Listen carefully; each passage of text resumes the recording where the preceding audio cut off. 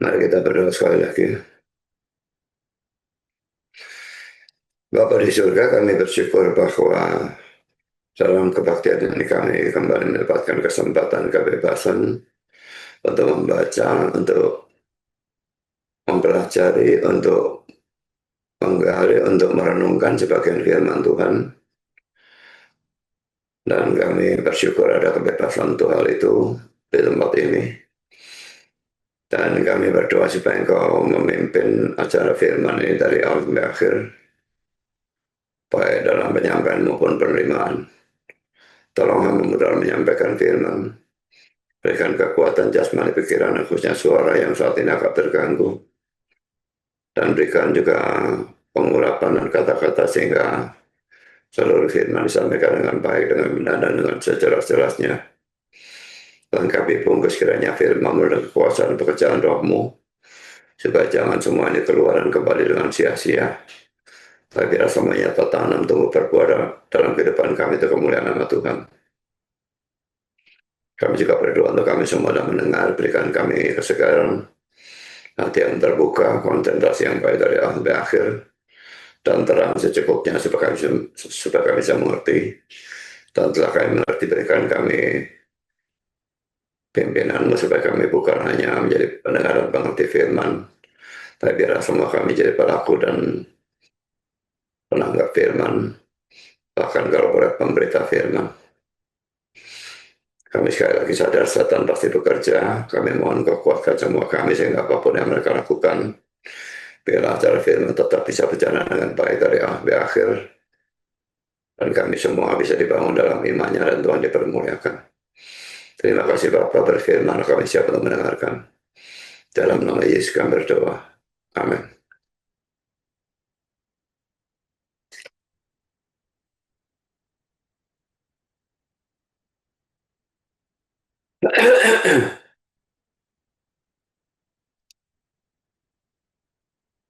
Saya bingung sebetulnya dengan khotbah hari ini ya. Karena panjang sekali, 30 halaman, tapi kalau mau dipotong, dipotongnya tidak enak. Jadi mungkin sekali akan saya teruskan ya. Nggak peduli sampai berapa, karena kalau dipotong, potongannya saya tadi coba tarik, tidak ada tempat memotong yang bisa enak deh. Karena teksnya memang juga panjang ya. Nah, mari kita baca sekarang Kisah Rasul pasal 10 ayat 1 sampai dengan ayat yang ke-48.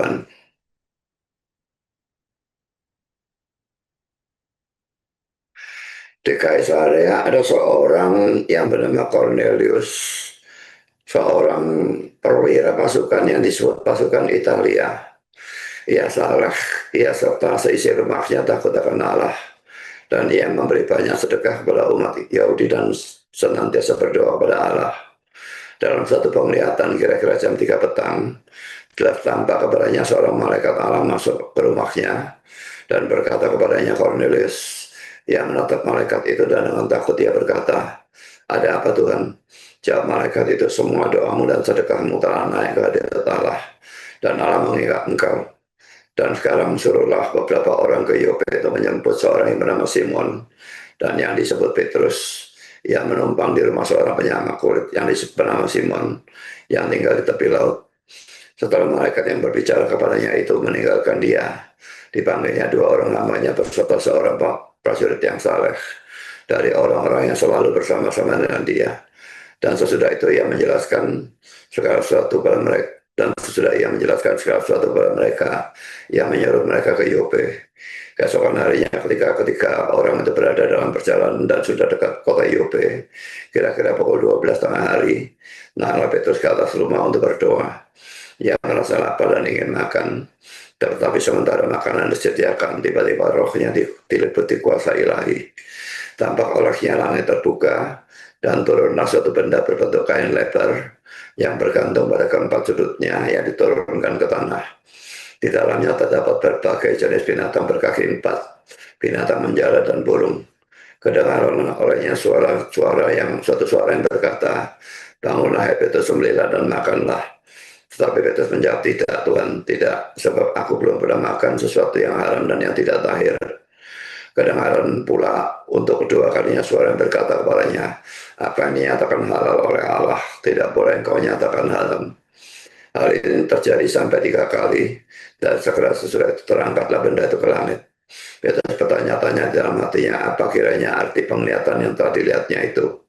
Sementara itu telah sampai di muka pintu orang-orang yang disuruh oleh Cornelius, dan yang berusaha mengetahui di mana rumah Petrus. Mereka memanggil seorang dan bertanya, apakah Simon yang disebut Petrus ada menumpang di rumah itu? Dan ketika Petrus sedang berpikir tentang penglihatan itu, berkatalah Roh, ada 3 orang mencari engkau. Bangunlah, turunlah ke bawah dan berangkatlah bersama-sama dengan mereka. Jangan bimbang, sebab aku yang menyuruh mereka kemari. Lalu turunlah Petrus ke bawah dan berkata pada orang-orang itu, akulah yang kamu cari. Apakah maksud kedatangan kamu? Jawab mereka, Cornelius seorang perwira yang tulus hati dan takut akan Allah, dan yang terkenal baik di antara seluruh bangsa Yahudi, telah menerima penyataan Allah dengan perantaran seorang malaikat kudus, supaya mengundang engkau ke rumahnya dan mendengar apa yang akan kau katakan.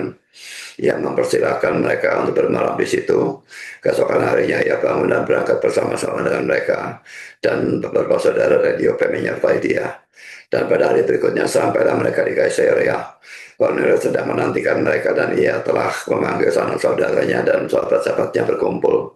Ketika Petrus masuk, datanglah Cornelius menyambutnya, dan sambil tersungkur di depan kakinya ia menyembah Petrus. Tetapi Petrus menegakkan dia, katanya, bangunlah, aku hanya manusia saja. Dan sambil bercakap-cakap dengan dia, ia masuk dan mendapati banyak orang sedang berkumpul. Ia berkata kepada mereka, kamu tahu betapa kerasnya larangan bagi seorang Yahudi untuk bergaul dengan orang-orang yang bukan Yahudi atau masuk ke rumah mereka. Tetapi Allah telah menunjukkan kepadaku bahwa aku tidak boleh menyebut orang najis atau tidak tahir. Itulah sebabnya aku tidak berkeberatan ketika aku dipanggil lalu datang kemari. Sekarang aku ingin tahu apa sebabnya kamu memanggil aku. Jawab Cornelius, 4 hari yang lalu, kira-kira pada waktu yang sama seperti sekarang, yaitu jam 3 petang, aku sedang berdoa di rumah. Tiba-tiba ada seorang berdiri di depanku, pakaiannya berkilau-kilauan, dan dia berkata, Cornelius, doamu telah didengarkan Allah, dan sedekahmu telah diingatkan di hadapannya. Saudara orang ke Yope menyambut Simon yang disebut Petrus. Ia sedang menumpang di rumah Simon, seorang penyangga kulit yang tinggal di tepi laut. Karena itu segera aku suruh orang kepadamu, dan dengan senang hati engkau telah datang. Sekarang kami semua sudah hadir di sini di hadapan Allah untuk mendengarkan apa yang ditugaskan Allah kepadamu. Lalu mulai Petrus berbicara, katanya, sesungguhnya aku telah mengerti bahwa Allah tidak membedakan orang. Setiap orang dari bangsa manapun yang takut akan dia dan yang mengamalkan kebenaran berkenan kepadanya. Itulah firman yang ia suruh sampaikan kepada orang-orang Israel, yaitu firman yang memberitakan damai sejahtera oleh Yesus Kristus yang adalah Tuhan dari semua orang. Kamu tahu tentang segala sesuatu yang terjadi di seluruh tanah Yudea, mulai dari Galilea, sesudah baptisan yang diberitakan oleh Yohanes, yaitu tentang Yesus dari Nazaret. Bagaimana Allah mengurapi dia dengan Roh Kudus dan kuat kuasa. Dia yang berjalan berkeliling sambil berbuat baik dan menyembuhkan semua orang yang dikuasai iblis, sebab Allah menyertai dia. Dan kami adalah saksi dari segala sesuatu yang diperbuatnya di tanah Yudea maupun di Yerusalem. Dan mereka telah membunuh dia dan menggantung dia pada kayu salib. Yesus telah dibangkitkan Allah pada hari yang ketiga, dan Allah berkenan bahwa ia menampakkan diri bukan kepada seluruh bangsa tetapi kepada saksi-saksi yang sebelumnya telah ditunjuk oleh Allah, yaitu kepada kami yang telah makan dan minum bersama-sama dengan dia setelah ia bangkit dari antara orang mati. Dan dia telah menugaskan kami memberitakan kepada seluruh bangsa dan bersaksi bahwa dialah yang ditentukan Allah menjadi hakim atas orang-orang hidup dan orang-orang mati. Tentang dialah semua nabi bersaksi bahwa barang siapa percaya kepadanya, ia akan mendapat pengampunan dosa oleh karena namanya. Ketika Petrus sedang berkata demikian, turunlah Roh Kudus ke atas semua orang yang mendengarkan pemberitaan itu, dan semua orang percaya dari golongan bersunat yang menyertai Petrus tercengang-cengang, karena melihat bahwa karunia Roh Kudus dicurahkan ke atas bangsa-bangsa lain juga, sebab mereka mendengar orang-orang itu berkata-kata dalam bahasa roh dan memuliakan Allah. Lalu kata Petrus, bolehkah orang mencegah untuk membaptis orang-orang ini dengan air, sedangkan mereka telah menerima Roh Kudus sama seperti kita? Lalu ia menyuruh mereka dibaptis dalam nama Yesus Kristus. Kemudian mereka meminta Petrus supaya ia tinggal beberapa hari lagi bersama-sama dengan mereka. Jadi yang pertama saya bahas adalah Cornelius, ya. Pertama dikatakan bahwa ia adalah seorang perwira Italia, dan itu berarti bahwa ia bukan orang Yahudi. Ini ada dalam ayat 1. Di Kaisarea adalah seorang yang bernama Cornelius, seorang perwira pasukan yang disebut pasukan Italia ya. Yang kedua, ia adalah seorang yang hebat. Dan ini terlihat dari pertama poin A, ia dikatakan sebagai saleh dalam ayat 2. Ia saleh, ia serta seisi rumahnya takut akan Allah, dan ia memberi banyak sedekah kepada umat Yahudi serta senantiasa berdoa kepada Allah. Jadi bukan hanya saleh, suatu poin B-nya ia takut kepada Allah. Ini saya garis bawah juga dalam ayat 2 tadi. Tapi ayat 2-nya tidak usah saya ulang, yang di sini takut akan Allah, saleh, memberi banyak sedekah pada umat Yahudi, dan senantiasa berdoa ya. Memang orang saleh pasti adalah orang yang takut pada Allah, dan juga sebaliknya orang yang takut pada Allah adalah orang yang saleh. Sekarang poin C, yang bersedekah kepada orang Yahudi. Kenapa dia mau sebagai orang non-Yahudi memberi sedekah kepada orang Yahudi? Ini menunjukkan bahwa dia mempunyai kasih kepada sesama, dan ini juga menunjukkan bahwa sedikitnya ia adalah seorang simpatisan agama Yahudi atau dia betul-betul beragama Yahudi, Yudaisme ya. Dan sekarang poin D, dia senantiasa berdoa kepada Allah dalam ayat 2. Dan poin E, ia selalu berusaha untuk membawa orang lain kepada Tuhan. Dan ini terlihat dari pertama ayat 2, seisi rumahnya juga takut kepada Allah. Ini jelas terjadi karena pengaruh Cornelius yang pasti memberitakan Injil kepada orang-orang di rumahnya. Di dalam ayat kedua, dia itu saleh, dia serta seisi rumahnya takut akan Allah, dan ia memberi banyak sedekah kepada umat Yahudi dan senantiasa berdoa kepada Allah. Ayat yang ketujuh, prajurit yang saleh ya, jadi dia mengutus prajurit yang saleh ya. Ini juga karena pengaruh dari Cornelius pasti ya. Kita lihat dalam ayat 7, setelah malaikat yang berbicara kepadanya itu meninggalkan dia, dipanggilnya dua orang hambanya beserta seorang prajurit yang saleh dari orang-orang yang selalu bersama-sama dengan dia. Lalu yang ketiga, ayat 24, yang memanggil sanak saudaranya dan sahabat-sahabatnya untuk mendengar pesan Tuhan atau firman Tuhan. Jadi di satu sisi dia memanggil Petrus, lalu dia kumpulkan sanak saudaranya supaya bukan hanya dia mendengar firman Tuhan dari Petrus, tapi juga sanak saudaranya dan sahabat-sahabatnya. Jadi jelas dia senang memberitakan Injil kepada orang-orang lain supaya mereka juga percaya kepada Tuhan ya. Kita lihat dalam ayat 24, dan pada hari berikutnya sampailah mereka di Kaisarea. Cornelius senantiasa sedang menantikan mereka, dan ia telah memanggil sanak saudaranya dan sahabat-sahabatnya berkumpul. Jadi saudara, sebagai penerapannya, apakah saudara juga mempunyai beban untuk membawa orang kepada Tuhan? Ini harusnya kita menatani Cornelius di dalam persoalan ini ya. Sekarang saya lanjutkan dengan poin yang kedua tentang Petrus. Pertama, saudara, Petrus adalah orang Yahudi yang mempunyai kepercayaan Yahudi, yaitu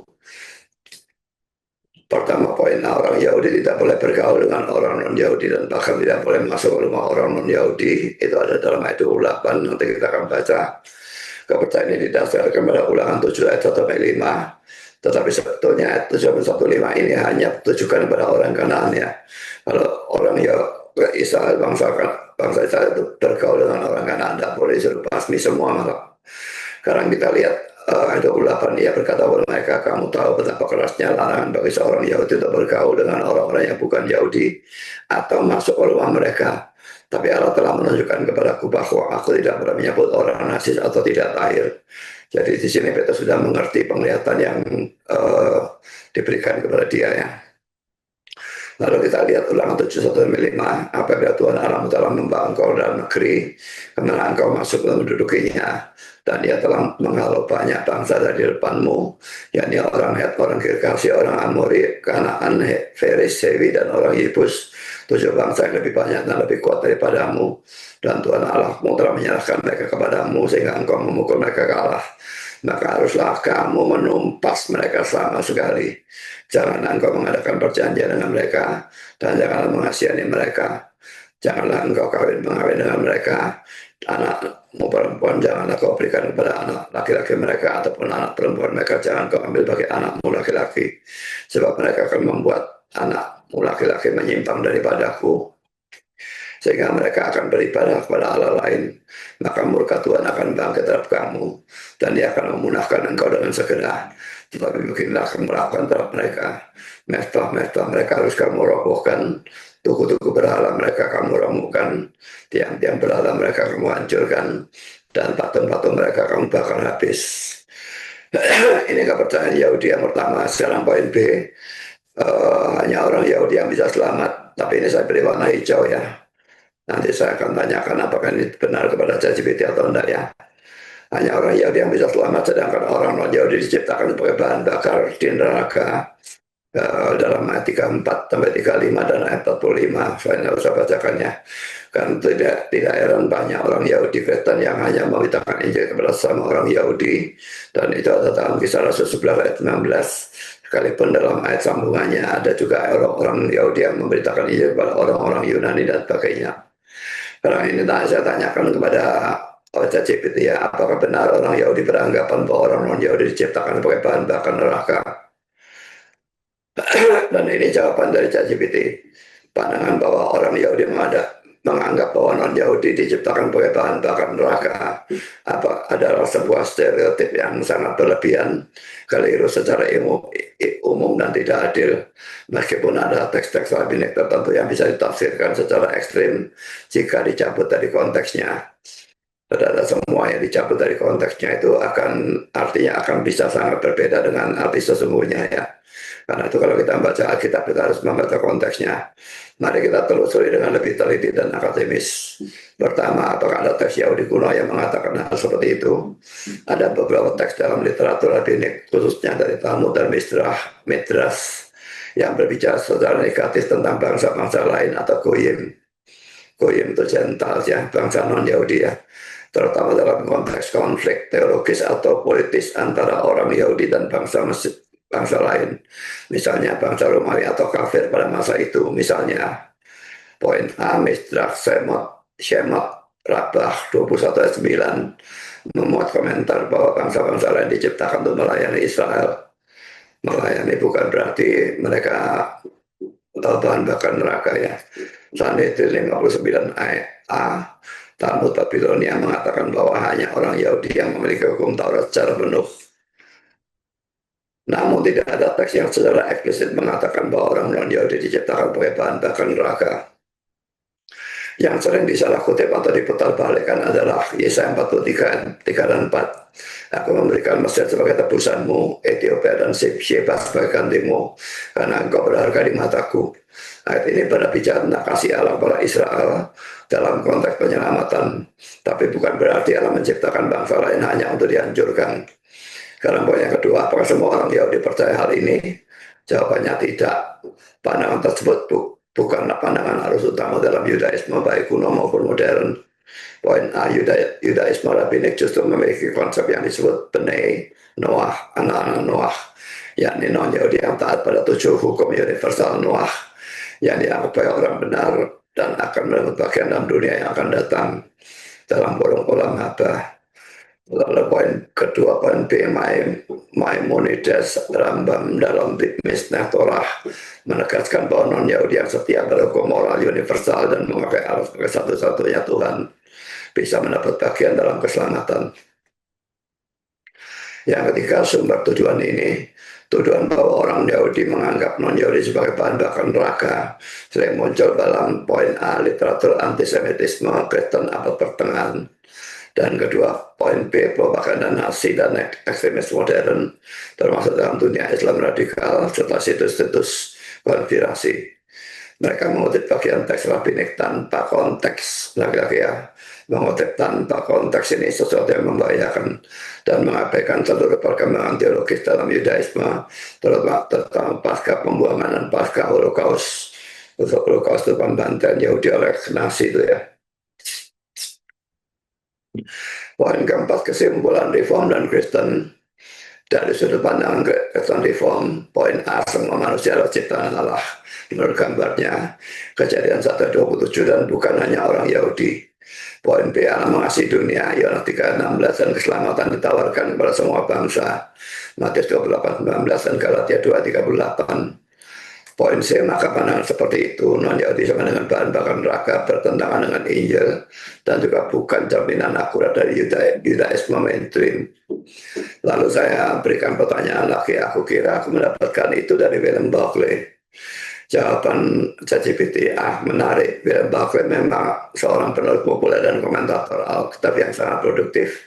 Tetapi dia bukan spesialis dalam Yudaisme rabbinik dan kadang-kadang mengutip teks Yahudi kuno secara longgar atau tidak presisi, terutama untuk menggambarkan kontras antara pengajaran Yesus dan Yudaisme pada zamannya. Beberapa komentarnya, terutama dalam The Daily Study Bible Series, memang mengandung pernyataan keras tentang bagaimana orang Yahudi zaman Yesus memandang orang non-Yahudi atau Goyim. Misalnya, orang-orang Yahudi berkata bahwa Allah telah menciptakan orang-orang non-Yahudi untuk menjadi bahan bakar untuk api neraka. Kalimat ini sering dikutip oleh Buckley, khususnya dalam komentarnya tentang Matius 5 ayat 43, kasihlah sama manusia dan bencilah musuhmu. Namun perhatikan hal penting. Pertama, Buckley tidak mencantumkan sumber rabbinik spesifik untuk klaim ini. Yang menulis dalam gaya populer dan kadang mengandalkan tradisi atau kutipan dari literatur sekunder, bukan riset primer. Kedua, beberapa pernyataan Yahudi ekstrem memang ada, terutama dari periode pasca Bait Suci hancur tahun 70 Masehi yang mengekspresikan permusuhan terhadap bangsa kafir yang menindas Israel. Tapi ini lebih bersifat reaksi historis politik, bukan doktrin teologis utama. Poin ketiga, tidak ada yang menjadikan kutipan sebagai representasi seluruh Yudaisme. Banyak teks rabbinik yang justru lebih inklusif. Misalnya bandingkan dengan pengajaran Maimonides abad ke-12, tokoh Yahudi besar. Saya baca Indonesia saja, orang-orang benar di antara bangsa-bangsa mempunyai suatu bagian dalam dunia yang akan datang. Ini menunjukkan bahwa non-Yahudi tidak otomatis dianggap sebagai bahan bakar neraka, bahkan sebaliknya bisa diselamatkan. Kesimpulan, poin A, William Buckley mungkin pernah menulis bahwa orang Yahudi mengatakan bahwa bangsa lain diciptakan sebagai bahan bakar neraka, tapi klaim itu harus dipahami dalam konteks polemik dan bukan sebagai representasi akurat doktrin Yahudi. Poin B, jika kamu mengutip dari Buckley, kamu tidak salah ingat, tetapi kamu perlu berhati-hati agar tidak menyamaratakan seluruh Yudaisme berdasarkan satu kutipan yang tidak didukung bukti literatur primer. Tanya lagi saudara, bagaimana kisah Rasul 10:34-35? Apakah Yahudi berpandangan bahwa orang-orang non-Yahudi tidak bisa diselamatkan? Jawaban ChatGPT pertanyaan ini sangat penting dan menyentuh pada perubahan besar dalam pemahaman Petrus dalam kisah Rasul 10 ayat 34 dan 35. Berikut kutipan ayatnya. Saya kira tidak usah saya baca karena tadi sudah baca ya. Apa makna ayat ini dalam konteksnya? Petrus mengatakan ini setelah peristiwa penglihatan tentang makanan halal haram dan pertemuannya dengan Cornelius, seorang perwira Roma yang saleh tetapi non-Yahudi. Ini menandai pergeseran radikal dalam pemahaman Petrus dan gereja awal. Wah, Injil bukan hanya untuk orang Yahudi tapi juga untuk bangsa-bangsa lain. Bagaimana pandangan umum orang Yahudi waktu itu terhadap keselamatan non-Yahudi? Jawabannya cukup kompleks. Pertama, arus utama Yahudi rabbinik percaya bahwa hanya Israel umat pilihan.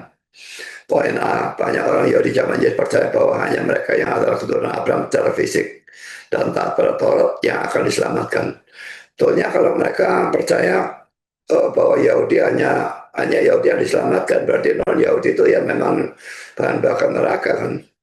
Jadi ya ini antara omongan yang tadi dan omongan sekarang ini rasanya kayak ada kontradiksi ya.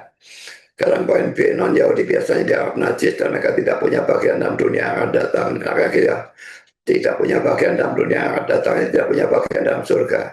Kecuali jika mereka masuk ke dalam agama Yahudi atau menjadi proselytnya. Contohnya, pertama orang Yahudi tidak masuk rumah orang kafir, kisah Rasul 10 ayat 28 tadi.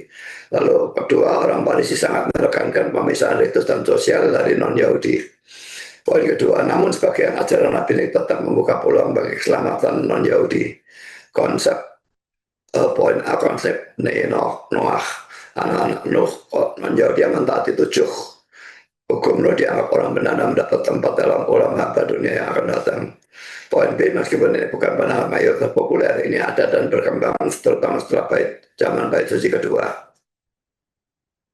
Poin ketiga, tetapi secara praktek banyak orang Yahudi tidak menganggap non-Yahudi bisa diselamatkan. Ya. Banyak orang Yahudi tidak menganggap non-Yahudi bisa diselamatkan. Berarti mereka menganggap non-Yahudi tidak bisa diselamatkan ya. Jadi sebetulnya ini lagi-lagi bertentangan dengan di atas ya. Poin A adalah sebabnya Petrus terkejut waktu Roh Kudus turun ke atas Kornelius, kisah 10 ayat 45. Poin B ini juga menjelaskan konflik antara kisah Rasul 15 konsili Yerusalem ketika beberapa orang Kristen Yahudi menuntut agar non-Yahudi disunat dan menaati Taurat supaya diselamatkan. Penegasan dari Petrus kisah Rasul 10 3435 menunjukkan perubahan besar. Petrus menyatakan bahwa poin pertama, Allah tidak memandang muka. Dalam Yunani, ut estin prosopolempes otheos, Allah tidak bias secara etnis. Kedua, secara setiap orang en panti etne yang takut akan dia dan melakukan kebenaran bisa berkenan kepadanya.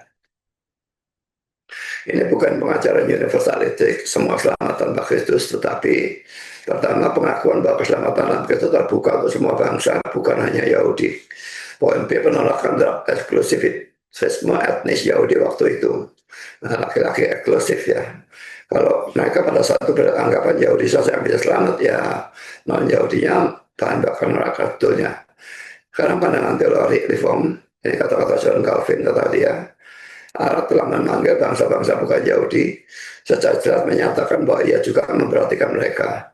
Sampai terus meluruskan pandangan keliru yang terlalu mengangkat dalam pikiran orang-orang Yahudi, bahwa anugerah keselamatan hanya khusus bagi bangsa Israel saja.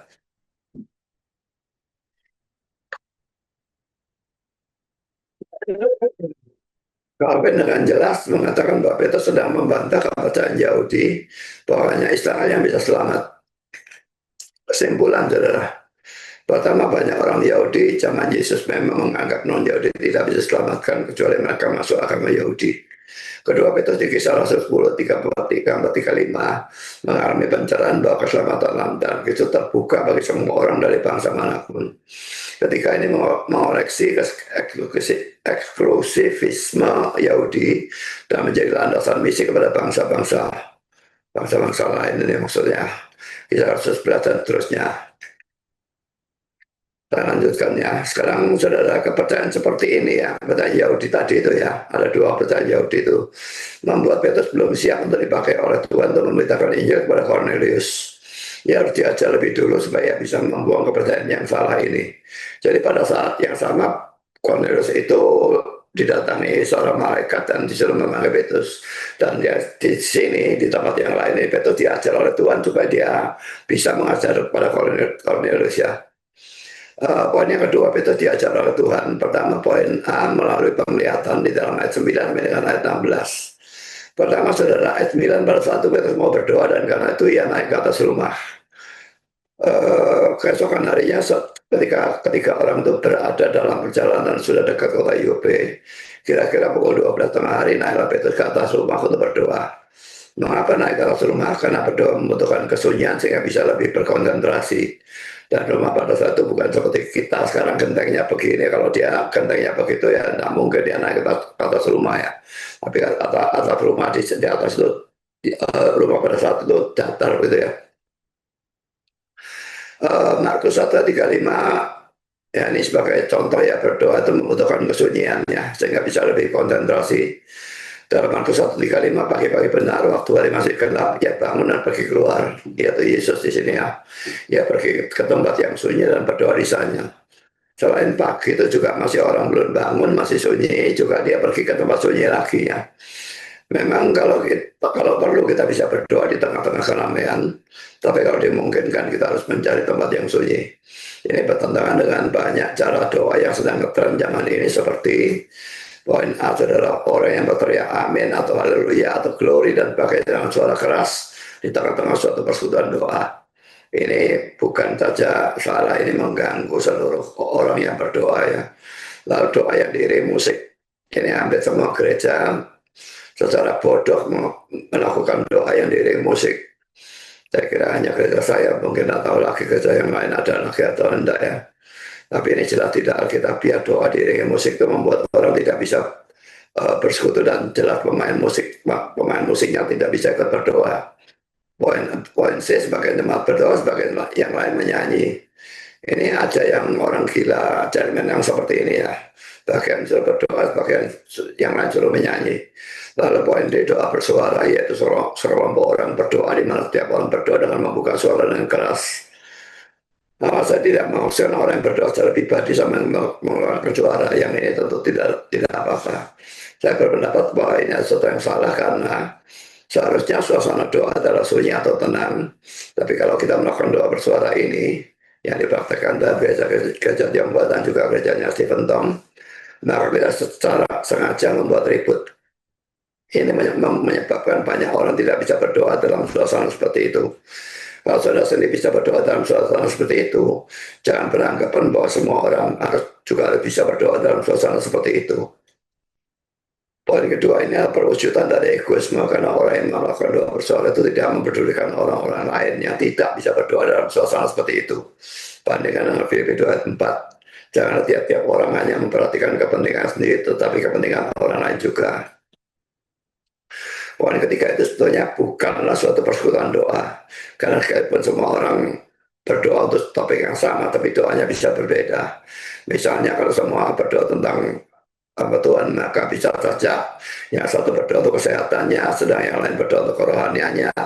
Lebih dari itu, doa dari orang-orang itu bahkan bisa bertentangan satu dengan yang lain. Misalnya hamba Tuhan itu punya anak yang nakal, maka bisa saja orang satu berdoa supaya hamba Tuhan lebih kesabaran menghadapi anaknya itu, tapi orang yang lain berdoa supaya hamba Tuhan lebih ketegasan untuk mendisiplin anak itu. Atau pada waktu mendoakan jemaat yang sakit, yang seorang berdoa supaya orang yang sakit itu disembuhkan, tapi orang yang lain yang menganggap bahwa penyakit itu merupakan hukuman atau ajaran Tuhan, berdoa supaya Tuhan tidak menyembuhkan, tetapi mempertobatkan orang itu. Dengan demikian terlihat bahwa sebetulnya mereka hanya berdoa bersama-sama, bukan melakukan suatu persekutuan doa. Poin yang keempat itu bertentangan dengan tradisi persekutuan doa yang diajarkan oleh kitab suci. Dalam 1 Korintus 14 ayat 16 berbunyi, sebab jika engkau mengucap syukur dengan rohmu saja, bagaimanakah orang biasa yang hadir sebagai pendengar dapat mengatakan amin atau pengucapan syukurmu? Bukankah ia tidak tahu apa yang kau katakan? Ayat ini memang bukan mempersoalkan doa bersuara, tapi doa dengan menggunakan bahasa roh. Tapi dari ayat ini kita bisa mempelajari tradisi persekutuan doa dalam kitab suci. Mengapa doa dengan bahasa roh tidak boleh dilakukan dalam satu persekutuan? Karena dengan demikian orang yang hadir tidak bisa mengaminkannya. Jadi dari sini terlihat bahwa tradisi kitab suci dalam melakukan persekutuan doa adalah satu orang yang memimpin doa dengan suara keras, sedangkan yang lain mengaminkannya. Supaya saudara tidak mengapa saya memutarbalikkan kitab suci dan menafsirkan semua saya sendiri, maka saya memberikan komentar Calvin tentang 1 Korintus 14 ayat 16 ini. Ini komentar Calvin ya, ada dua. Pertama, dia berkata sekarang ia berbicara juga tentang doa-doa di depan umum. Jika orang yang membentuk atau mengucapkan doa atas nama umat tidak dimengerti oleh jemaat,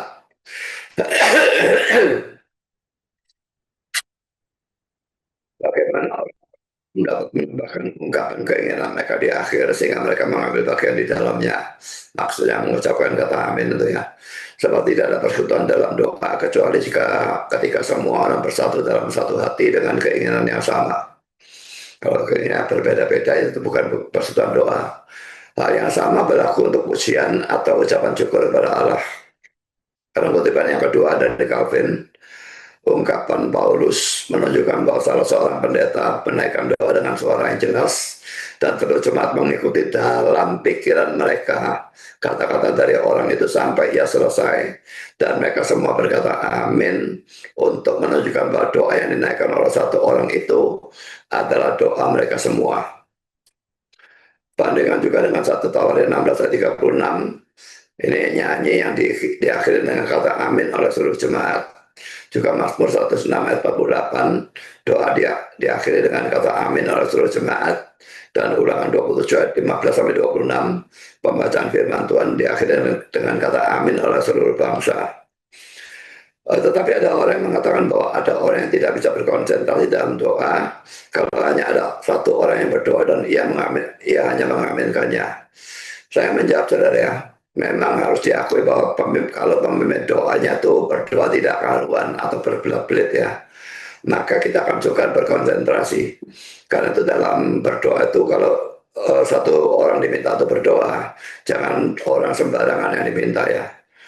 kita harus memilih orang yang memang bisa berdoa dengan baik. Ya, kalau dengan pemimpin doa yang baik tetap ada orang yang tidak bisa berkonsentrasi, maka saya berpendapat bahwa tentu ada sesuatu yang tidak beres dengan orang itu. Doa seperti itu adalah doa yang diajarkan oleh kitab suci. Kalau dia tidak bisa berdoa dengan cara yang diajarkan oleh kitab suci, maka pasti dia yang salah.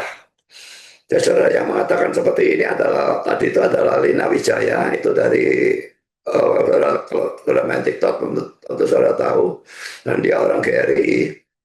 Tapi saya nggak ngerti kalau dia main TikTok itu dia selalu open cam dan dia pakai jilbab dan atau kenapa ya.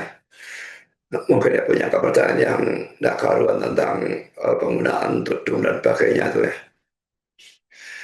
Jadi dia berkata bahwa waktu saya tanya dia berkata bahwa itu tujuannya supaya orang bisa berkonsentrasi.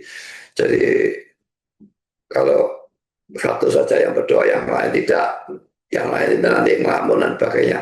Jadi kalau doa itu sesuai dengan Alkitab dan orang itu ngelamun, itu salah dari orang itu, bukan salah cara doanya. Jadi tidak harus kalau mengubah menjadi doa bersuara.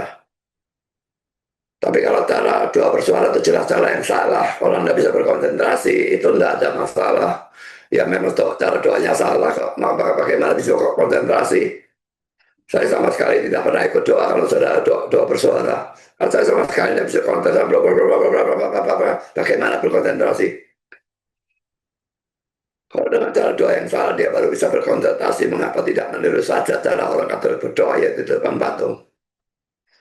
Mereka bilang itu supaya bisa berkonsentrasi. Itu saja cara mereka. Kalau cara doa yang salah boleh dilakukan supaya bisa berkonsentrasi.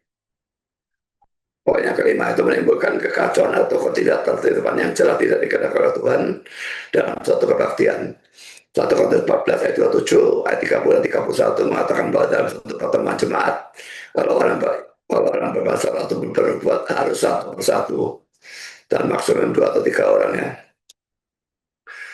Saya bacakan 1 Korintus 14, 27, 30, 31, jika ada yang berkata-kata tanpa soroh, biar 2 atau banyak-banyak 3 orang, seorang demi seorang, dan harus ada seorang lain untuk menafsirkannya.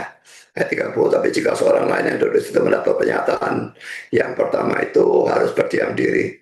Bahwa kamu semua boleh berbuat seorang demi seorang, sehingga kamu semua dapat belajar dan beroleh kekuatan. Dan saya kira kedua kata ini mesti digarisbawahi ya.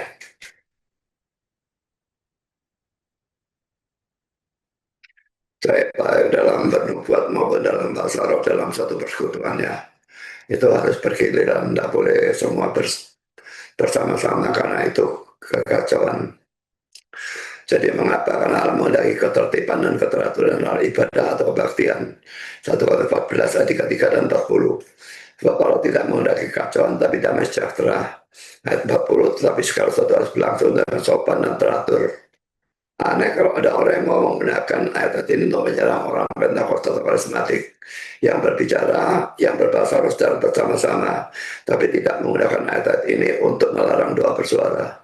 Padahal kekacauan yang ditimbulkan adalah sama. Ada orang yang keberatan dengan apa yang saya katakan karena menurut mereka dalam kisah 4 ayat 24 dilakukan doa bersuara seperti itu.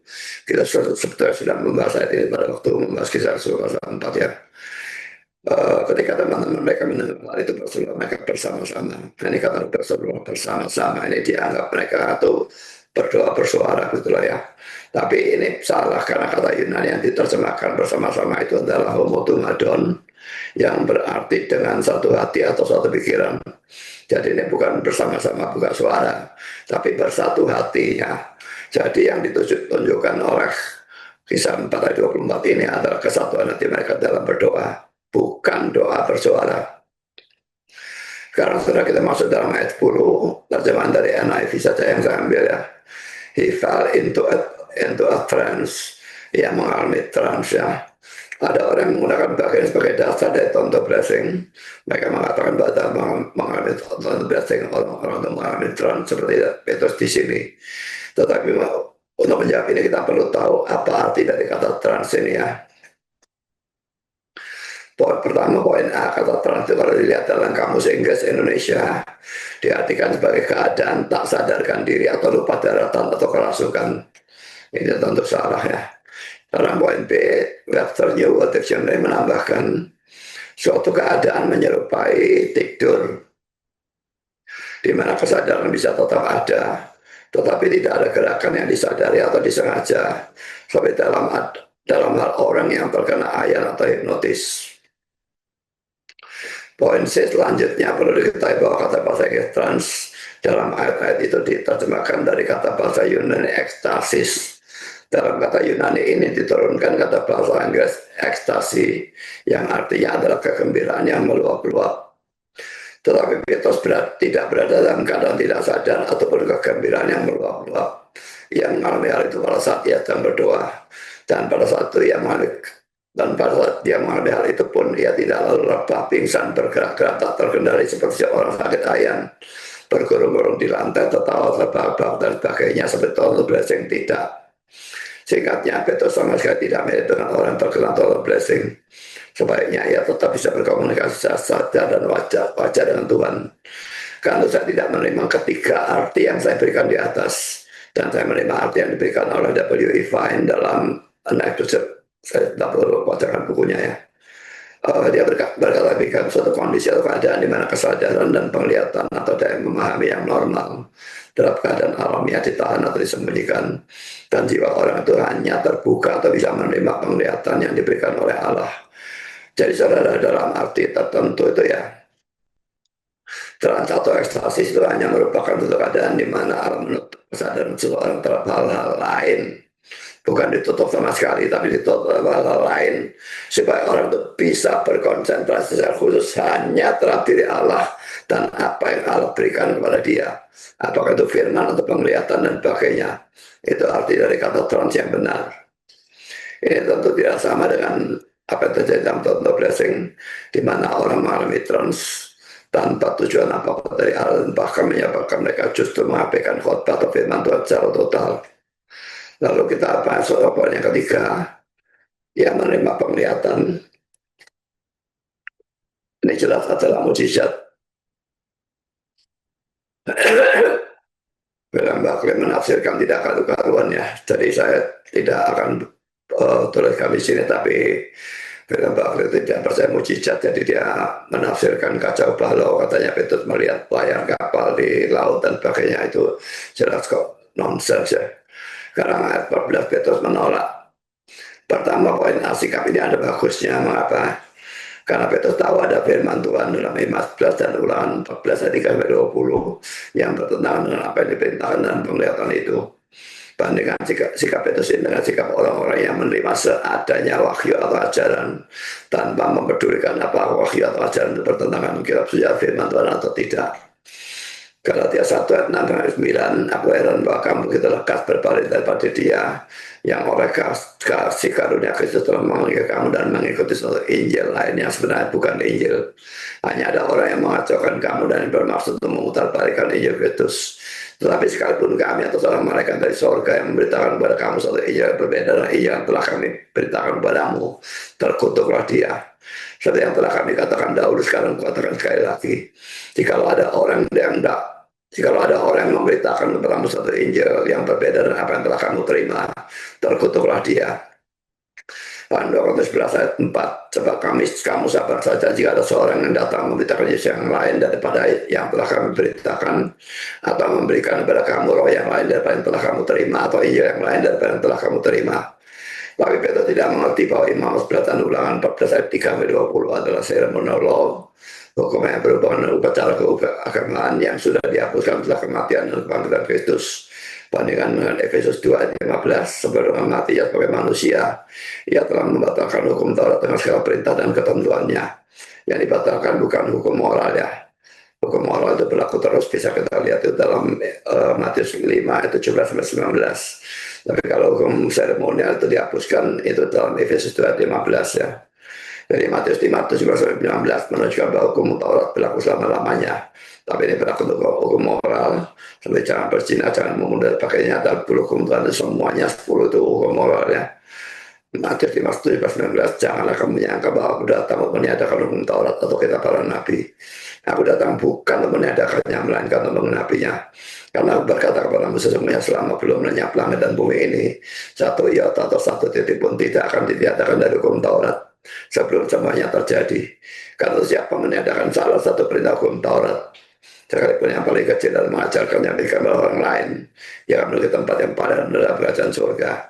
Tapi siapa melakukan mengajarkan segala perintah-perintah hukum Taurat, yang memiliki tempat yang tinggi dalam kerajaan surga.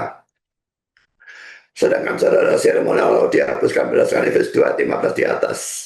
Kata saudara, hati-hatilah dengan ajaran yang tetap memperlakukan seremonial law. Misalnya, saudara, banyak hamba Tuhan atau orang Kristen saat ini yang percaya pada ajaran tentang lembu merah. Ini sekarang ini muncul lagi, ini dulu sudah ada ya. Tapi sekarang ini muncul lagi, kalau sudah main TikTok itu banyak video TikTok tentang lembu merah ya. Di Amerika atau di Israel. Dan mereka mengumpulkan lembu merah, dan lembu itu warna bulunya merah semua. Kalau ada satu lembar saja yang warnanya hitam, itu tidak memenuhi syarat ya. Dan ini katanya akan dipakai untuk menyucikan Israel atau bangsa Yahudi. Dan setelah itu akan dibangun bait Allah yang ketiga ya. Jadi mereka tuh bersiap-siap membangun bait Allah yang ketiga ya. Sekalipun ajaran tentang lembu merah itu mempunyai dasar kitab suci, yaitu dalam Bilangan 19.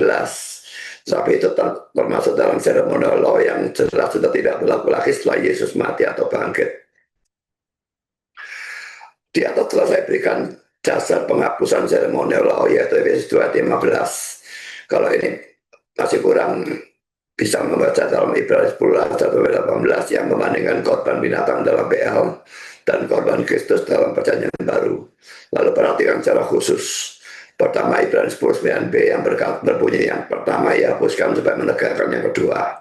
Yang pertama jelas menunjuk pada korban binatang dalam perjanjian lama, sedangkan yang kedua jelas menunjuk pada korban Kristus. Poin kedua, Ibrani 10:18.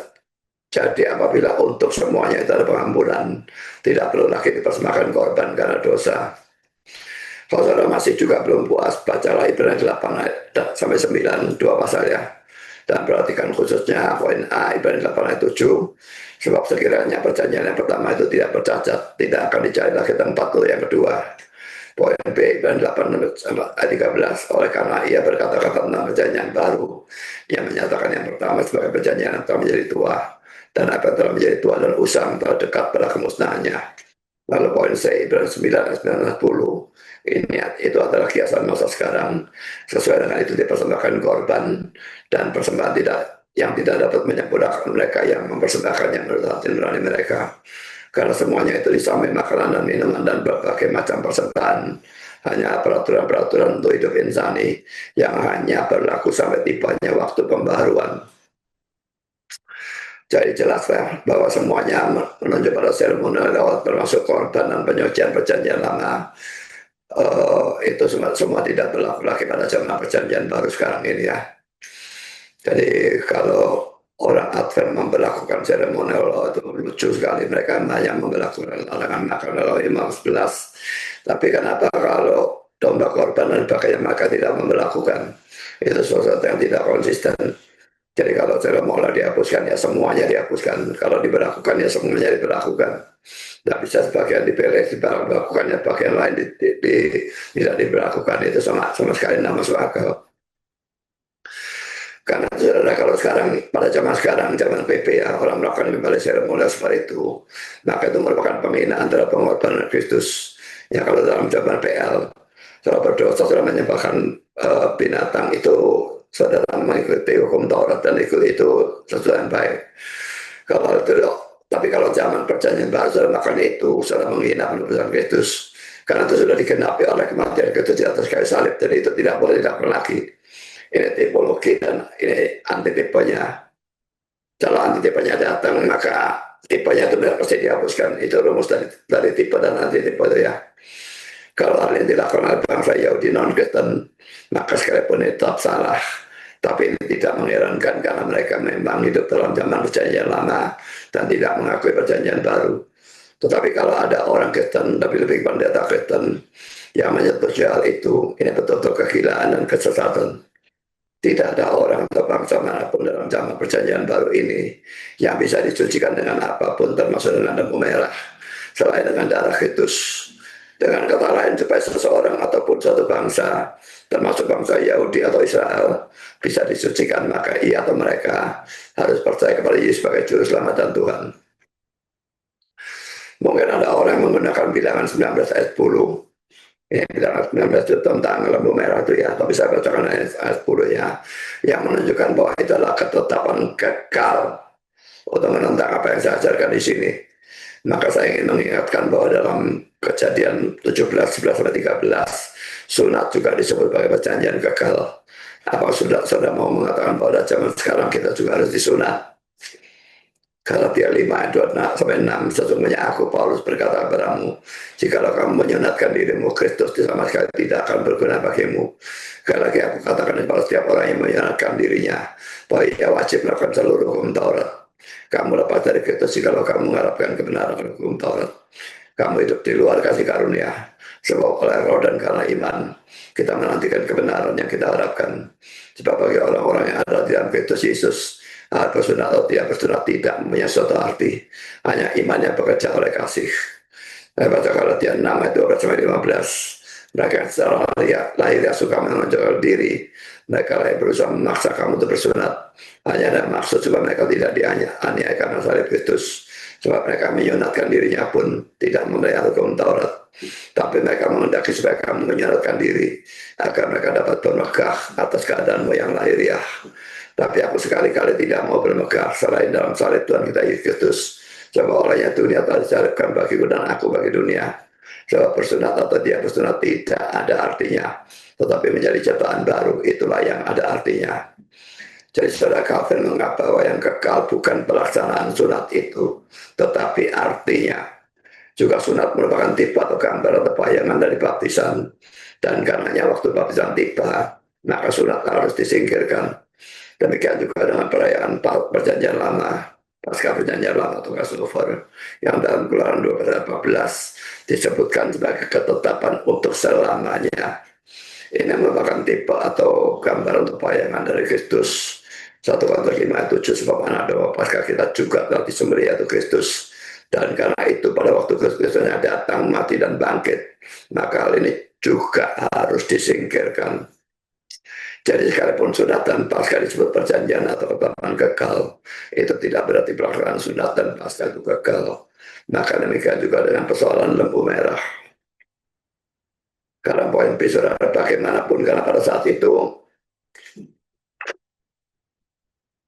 tahu bahwa penglihatan itu datang dari Tuhan. Jadi tadi saya kan katakan ada bagusnya ya, tapi ini sekarang juga ada buruknya ya.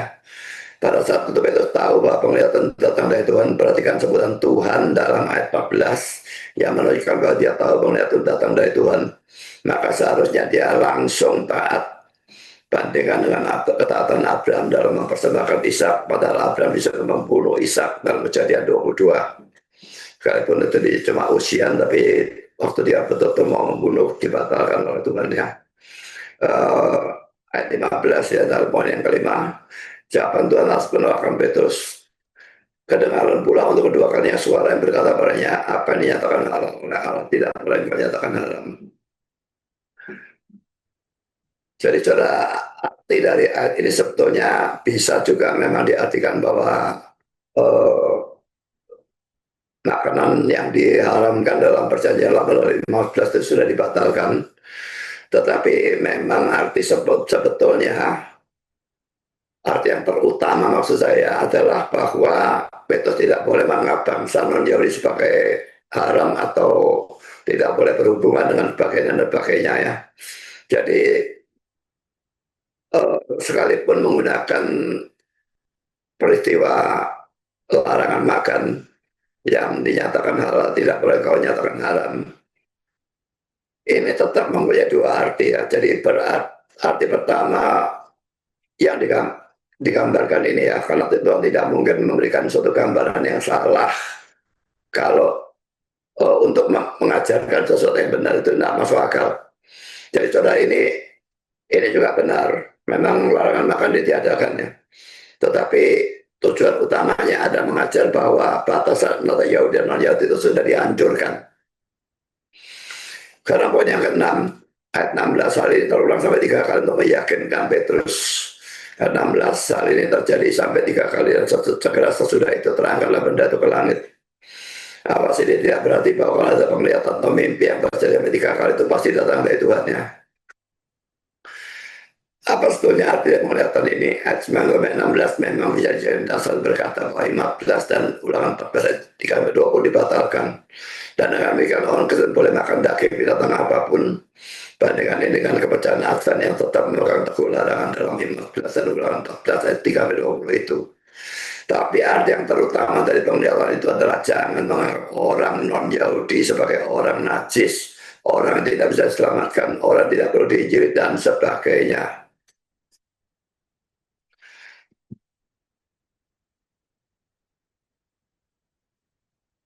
Petrus masih tidak mengerti arti penglihatan itu. Tetapi bagusnya dia ingin mengerti. Kita lihat dalam ayat 17-19 ya. Petrus bertanya-tanya dalam hatinya apa kiranya arti penglihatan yang tadi dilihatnya itu. Sementara itu telah sampai di muka pintu orang-orang yang disuruh oleh Cornelius dan yang berusaha mengetahui di mana rumah Petrus. Ayat 19, dan ketika Petrus sedang berpikir tentang penglihatan itu berkatalah Roh, ada 3 orang mencari engkau. Setelah penerapan, kalau saudara berhadapan dengan firman Tuhan yang sukar, apa saudara ingin atau berusaha mengerti? Atau berusaha untuk, kalau orang yang kurang ajar itu berusaha untuk memutarbalikkan menjadi ajaran yang menyerang ajaran Kristen ya. Saya baru-baru ini diskusi atau debat dengan orang Muslim dan saya masuk koma mereka. Jadi ini mereka yang meroyok itu ya. Saya tidak ambil pusing, nggak mau dikeroyok. Mereka juga tidak bakal menang lawan saya. Saya akan tunjukkan ayat yang mereka gunakan salah satunya ya. Ini kekonyolan mereka kalau debat ya. Jadi mereka membaca ini ya, 1 Korintus 15 ayat 15. Lebih daripada itu, kami ternyata berdusta terhadap Allah. Jadi kami ini kan Paulus ya. Jadi Paulus yang berdusta terhadap Allah. Karena tentang dia kami katakan bahwa ia telah memanggil Kristus padahal ia tidak memanggilkannya. Dipotong sampai di sini. Yang ini tidak dibaca. Padahal ini apa? Kalau andai kata benar. Ini suatu pengandaian, saudara. Dan itu sudah dimulai dari ayat 14. Tetapi andai kata Kristus tidak dibangkitkan. Tapi dia tetap ngeyel, baca ini sampai berhenti sampai di sini lagi. Saya mau tahu cara mereka berdebat yang lebih gila lagi. Nah, tunjukkan ya. Ini yang disebut Bang Zuma yang katanya orang pendebat Muslim yang paling hebat itu modelnya seperti ini. Coba saudara perhatikan ya. Orang ini bukan Bang Zuma tapi orang ini yang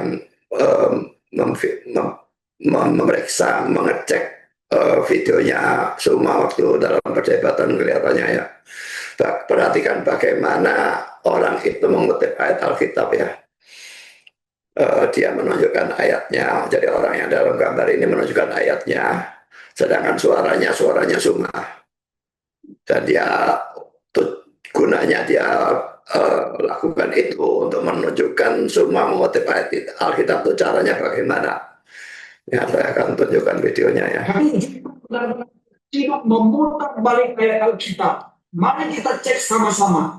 Keluaran 23 nomor 7 sampai nomor 8. Keluaran 23 ayat yang ke-7 sesuai perkataan Zuma. Haruslah kau jauhkan dirimu dari perkara dusta. Haruslah kau dekatkan dirimu kepada perkara bohong. Orang yang tidak bersalah dan orang yang benar tidak boleh kau benar. Orang yang tidak bersalah dan orang yang benar harus kau bunuh. Sebab aku tidak akan membenarkan orang yang bersalah. Sebab aku Tuhan akan membenarkan orang yang bersalah. Secara sadar Zuma memutar balik ayat Alkitab. Saya kira cukup ya. Jadi orang-orang ini membaca dulu lalu dibandingkan dengan kata-katanya Suma dan ditunjukkan. Saya jelas melihat bahwa dia memutarbalikkan ayat. Saya tidak habis pikir ya bagaimana orang berdebat itu tidak malu debat seperti itu ya. Kalau saya harus berdebat seperti itu untuk bisa menang, saya mending kalah, saudara. Itu jelas-jelas kurang ajarnya, bukan main. Kalau kita melakukan itu terhadap kitab mereka, kita dianggap penistaan. Tapi kalau dia melakukan seperti itu, tidak ada masalah. Itulah keadilan di negeri kita.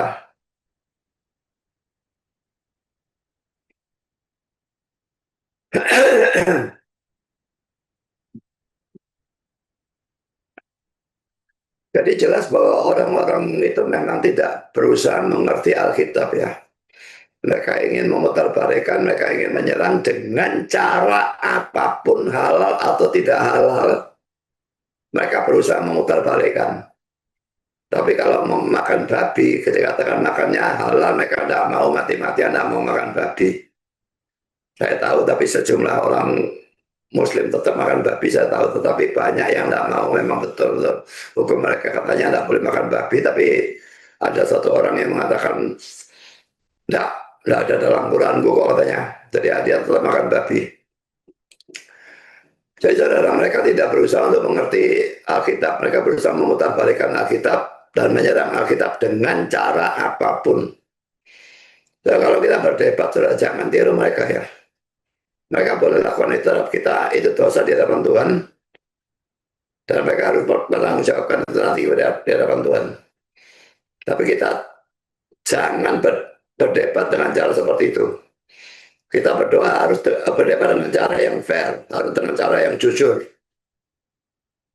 Jadi misalnya kalau saya berdebat, saya mengakui ya, Markus pasal 16 ayat 9-20 itu bukan bagian asli dari Alkitab. Sekalipun saya tahu bahwa tidak semua orang Kristen setuju dengan saya, tapi itu pandangan saya. Ya, dan saya sudah mempelajari habis-habisan dan saya menyimpulkan itu bukan bagian asli dari Alkitab. Jadi kalau ditanya oleh dalam debat saya dengan Donitan dan sebagainya, juga waktu itu Masud berkata bahwa apakah saya berani minum racun dan sebagainya. Saya bilang enggak, karena ayat itu tidak asli. Jadi saya jujur mengakui ayat itu tidak asli. Juga kalau ditanya 1 Korintus 5 ayat 7, 1 Yohanes 5 ayat 7, itu telah saya tidak asli, tidak letakkan dalam tanda kurung tegak. Jangan dipakai ayat itu untuk mendukung ayat doktrin alat tunggal. Tunjukkan ayatnya ya.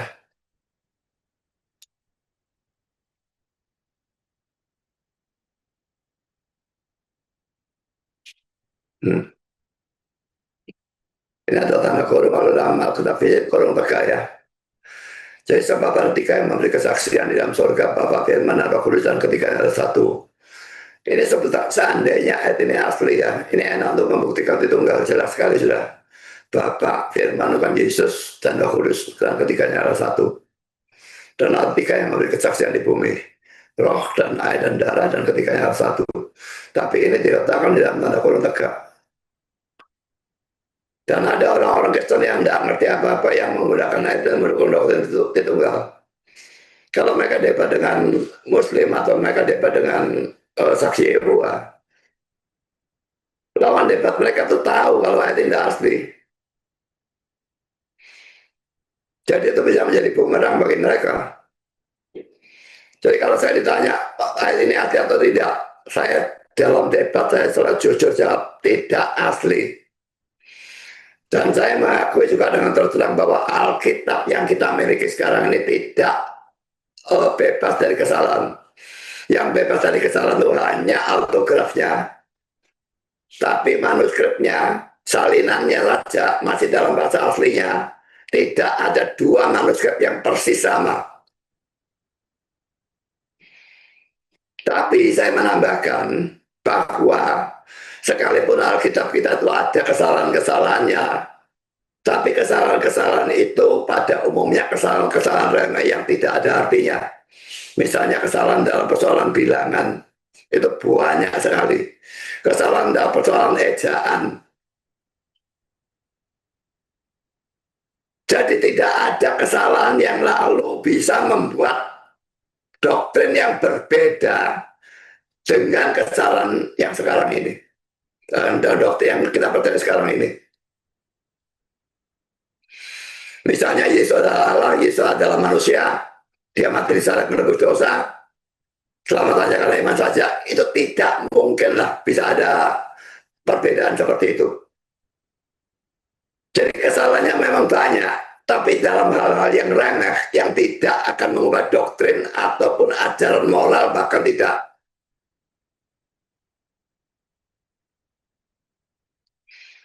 Tapi kalau mereka berani mengakui bahwa kitab mereka itu ada variannya, ada kesalahannya,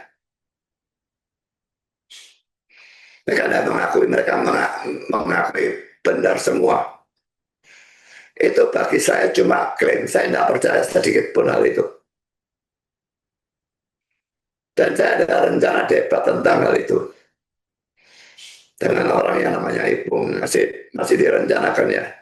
Tapi saya masih mencari orang yang bisa bahasa Arab sebagai partner. Kalau enggak, saya diputar balikan bahasa Arabnya kan saya tidak ngerti. Saya masih meminta seseorang, tapi saya belum ada jawaban dari orang itu. Dia orang Kristen yang dulunya Islam dan dia bisa bahasa Arab, fasih bahasa Arab pokoknya. Ada orang Katolik yang dulunya juga orang Islam dan dia fasih bahasa Arab, tapi dia tidak mau. Saya ajak, ya sudah.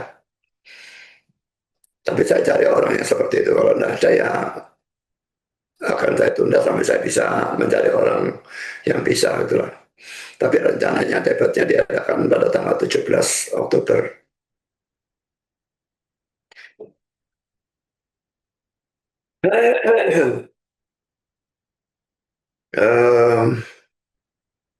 Sekarang saya lanjutkan ya. Ini sudah saya bahas ya. Jadi saudara, kita harus berusaha mengerti kitab suci dan bukannya memutarbalikkan seperti yang dilakukan oleh orang-orang seberang. Sekarang kita masuk dalam poin B, saudara, melalui utusan Cornelius. Suara Roh Kudus dan cerita Cornelius ya. Pertama ayat 17b dan ayat 18. Utusan Cornelius itu tiba. Kita baca itu juga 18. Petrus bertanya-tanya di dalam hatinya, apa kiranya arti penglihatan yang telah dilihatnya itu. Sementara itu telah sampai di muka pintu orang-orang yang disuruh oleh Cornelius dan yang berusaha mengetahui di mana rumah Petrus. Mereka memanggil seseorang dan bertanya apakah Simon yang disebut Petrus ada menumpang di rumah itu. Lalu poin kedua, 20 Roh Kudus menyuruh Petrus pergi dengan mereka. Jadi di sini ya, kalau memang orang mendapatkan suatu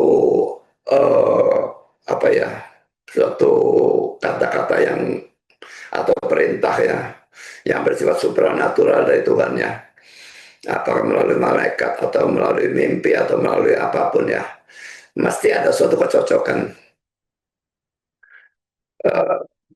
Ada seseorang yang mengatakan, ini perempuan mengatakan kepada laki-laki ya, aku dapat nubuat bahwa aku harus menikah dengan kamu. Yang laki jawab, lah kok aneh lah, aku kok tidak dapat nubuat seperti itu. Ini tidak masuk akal, saudara ya. Kalau memang yang satu mendapatkan perintah Tuhan untuk menikahi orang itu juga akan mendapat perintah untuk menikahi orang ini. Seperti misalnya Maria dan Yusuf ya. Maria mengandung itu bukan karena hubungan seks. Kepada Maria sudah diberitahukan lebih dulu, kamu akan mengandung. Tapi Yusuf belum tahu. Dan pada waktu dia melihat Maria itu perutnya membesar, dia mengira Maria berzina. Dan dia mau menceraikan Maria. Tapi Tuhan lalu berbicara kepada Yusuf melalui mimpi. Disuruh tetap mengambil Maria sebagai istrinya. Jadi saudara, di sini mesti ada suatu keharmonisan kalau perintah itu betul-betul datang dari Tuhan. Nah, seperti di sini ya, Cornelius itu mendapatkan didatangi seorang malaikat yang menyuruh dia memanggil Petrus untuk pergi ke sana.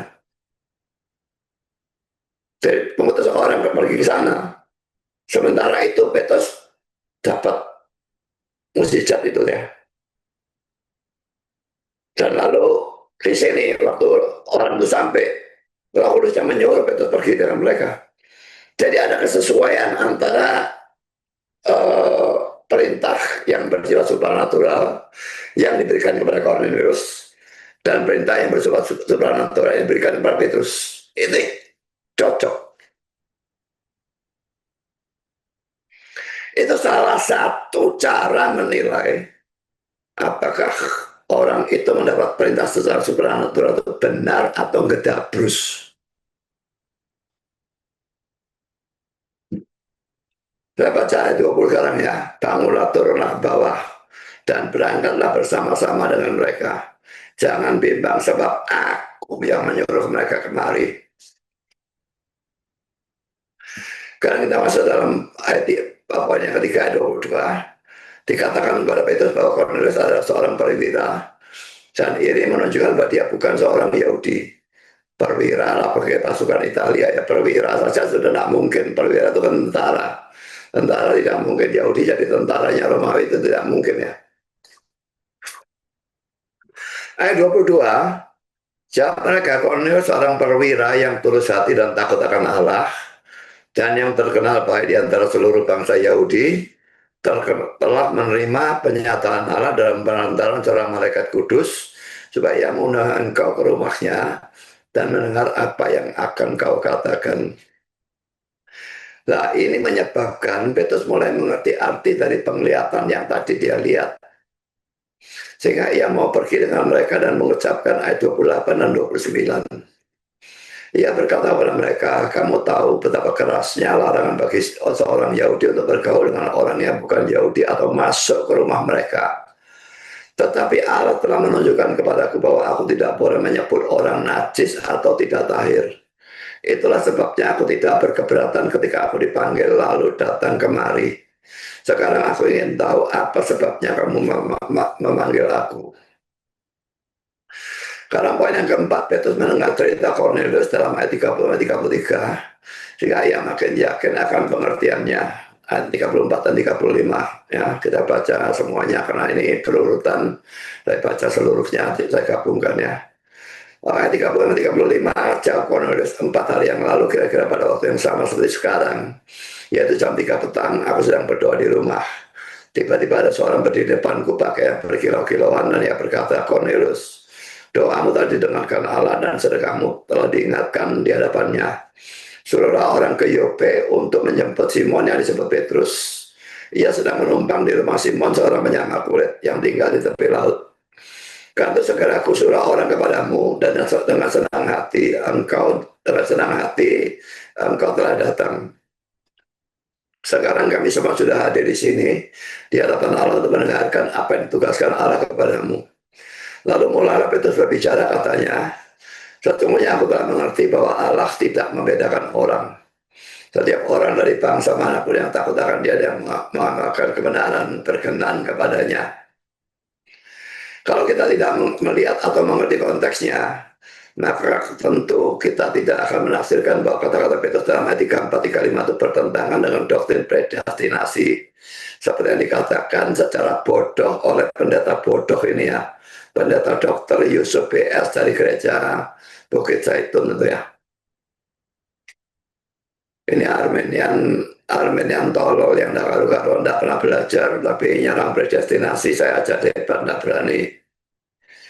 Kalau ayat 34 ini mengatakan bahwa Allah tidak membedakan orang, maka ini tidak berarti bahwa Allah tidak melakukan predestinasi atau pemilihan. Tetapi bahwa Allah tidak membedakan Yahudi dan non-Yahudi. Jadi menggunakan ayat 34-35 untuk menentang predestinasi, itu laki-laki menggunakan ayat out of context. Seperti yang seringkali dilakukan oleh orang seberang. ayat dipotong, ayat dibawa keluar konteksnya dan sebagainya, dan macam-macam hal yang lain. Dalam setiap perdebatan atau dalam mengerti Alkitab, selalu perhatikan konteksnya. Kalau mereka menanyakan kepada saya satu ayat, saya selalu baca konteksnya. Konteks sebelumnya dan konteks sesudahnya untuk mengerti ayat yang ini apa maksudnya. Kalau saudara dalam berdebat dengan siapapun, saudara tidak memperhatikan konteksnya, dengan gampang orang itu bisa menipu saudara. Karena orang yang debat dengan cara fair itu sangat jarang ya. Banyak yang debat dengan cara menipu. Banyak debat dengan cara ngeyel saja. Berkata sudah menjawab padahal tidak menjawab, seperti yang debat saya dengan kiamat itu. Dia jelas tidak menjawab dua argumentasi saya tentang Minotaur tertinggal dan Allah di atas waktu. Dua-dua tidak dijawab. Yang kedua memang sama sekali tidak dijawab sama sekali memang. Yang pertama dijawab tapi jelas ngawur sama sekali, jawabannya tidak sesuai dengan pertanyaan saya. Tapi dia ngaku sudah dijawab. Jadi laki-laki seperti itu ya. Dipikir saya goblok atau gimana, saya tidak tahu itu dijawab atau dijawab. Gitu ngaku IQ 136. Nah, saya katakan kalau kamu IQ 136, kamu pasti tahu kamu belum jawab.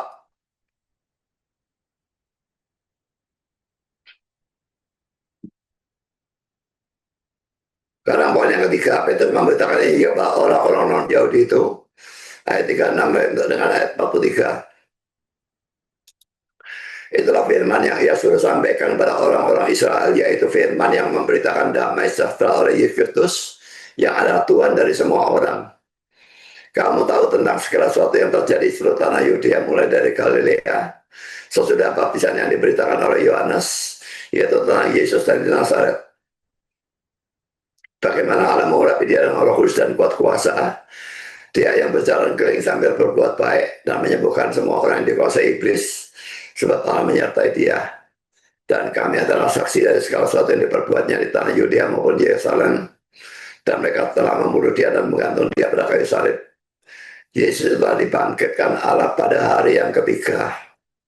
Dan Allah berkenan bahwa ia menampakkan diri bukan kepada seluruh bangsa, tapi kepada saksi-saksi yang sebelumnya telah ditunjuk oleh Allah, yaitu kepada kami yang telah makan dan minum bersama-sama dengan dia setelah ia bangkit dari antara orang mati.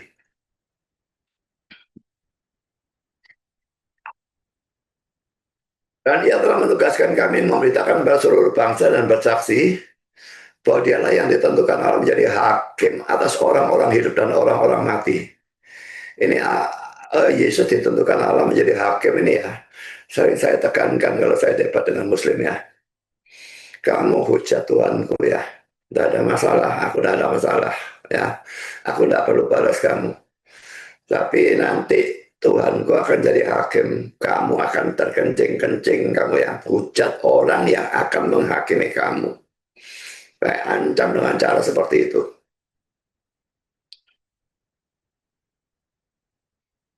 Tentang dialah semua nabi bersaksi bahwa barang siapa percaya kepadanya, ia akan mendapatkan pengampunan dosa oleh karena namanya. Jadi saudara, kalau kita lihat dari teks ini ya, penekanan penginjilannya adalah poin A. Ayat 36 dia berbicara tentang damai oleh Yesus. Dan ayat 30, poin B, ayat 36, Yesus adalah Tuhan semua orang.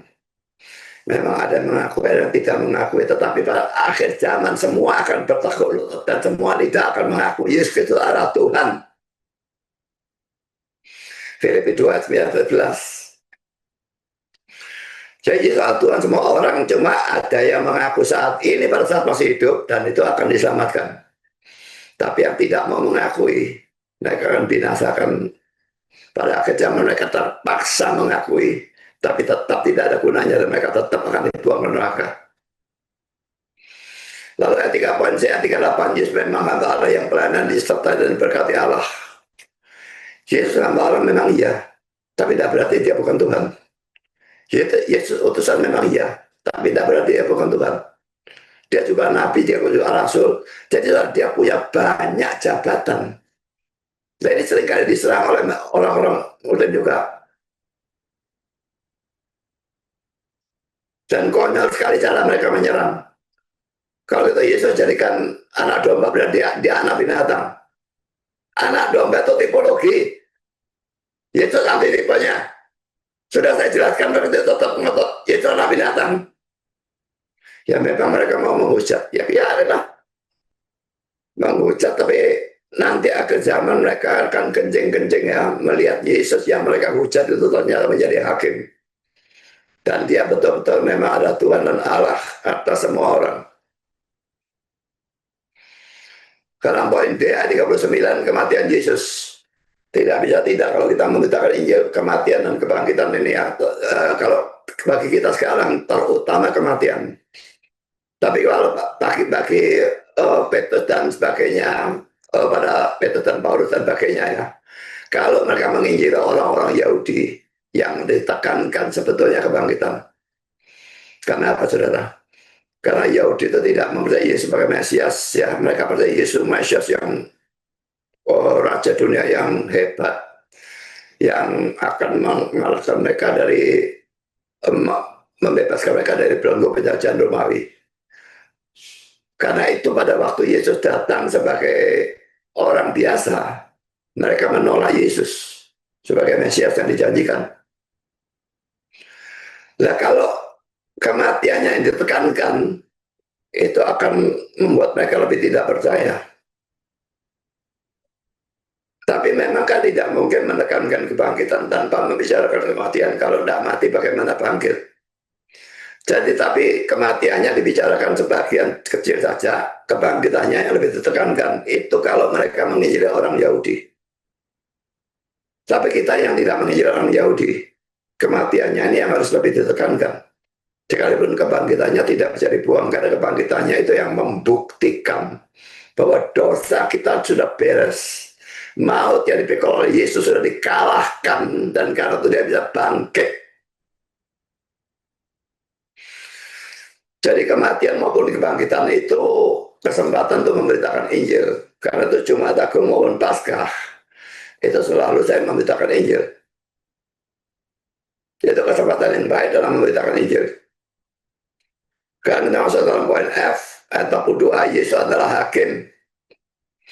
Laki-laki sudah ini jabatan yang berbeda lagi. Ya, jadi dia utusan, dia juga Allah, dia adalah hamba, dia juga adalah Tuhan, dan dia juga adalah hakim.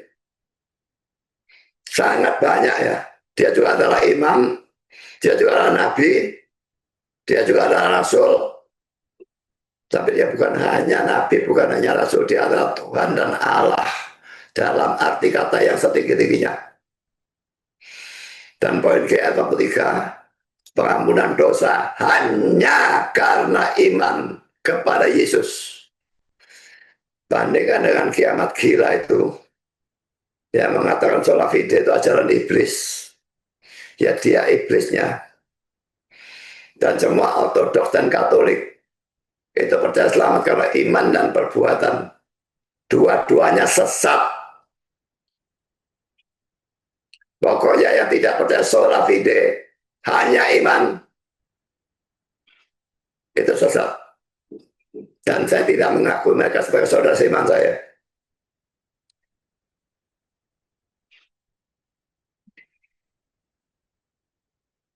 Perhatikan betapa penuh dengan Yesusnya dalam tanda petik ya, penuh dengan Yesus. Maksudnya khotbahnya itu banyak bicara tentang Yesus ya. Khotbah Paulus, khotbah Petrus ini.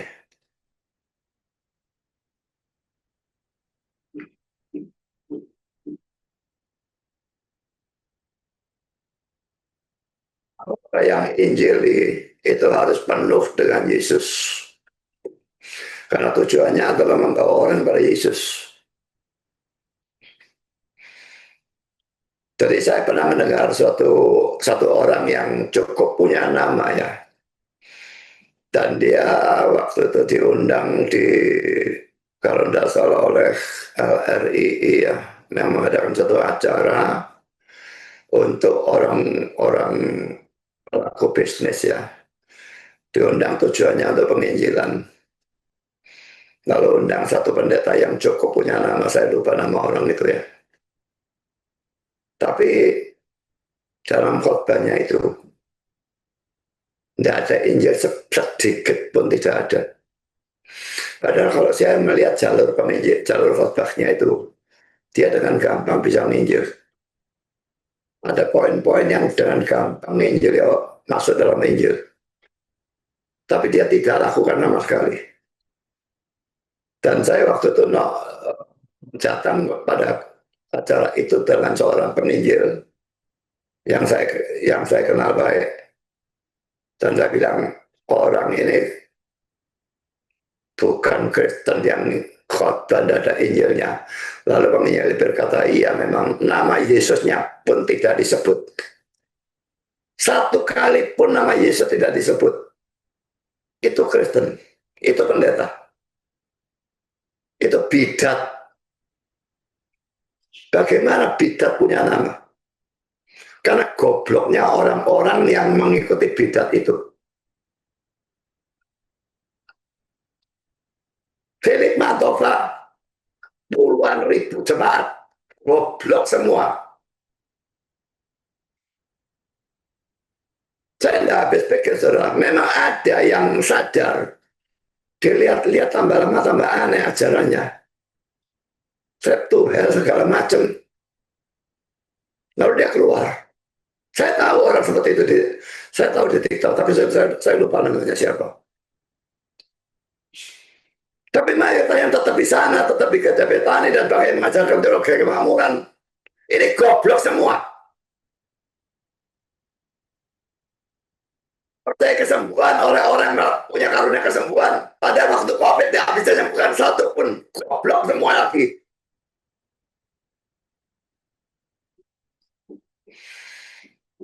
Kristen yang goblok itu luar biasa banyak. Dan saya duga 99,99% mereka bukan Kristen. Mereka hanya Kristen KTP.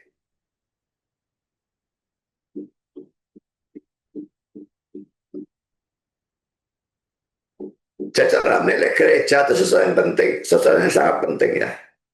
Sampai milik gereja yang sesat, saudara ikut sesat. Sama milik gereja yang benar, sangat mungkin ikut benar juga.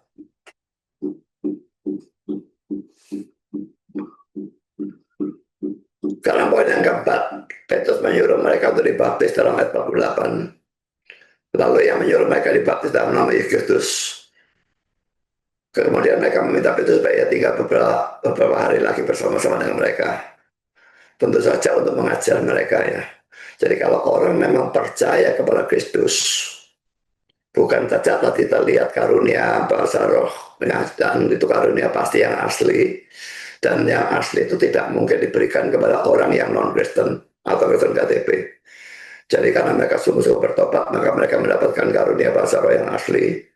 Itu bukti kalau mereka sungguh-sungguh Kristen. Juga di sini ada bukti yang lain bahwa mereka rindu firman Tuhan.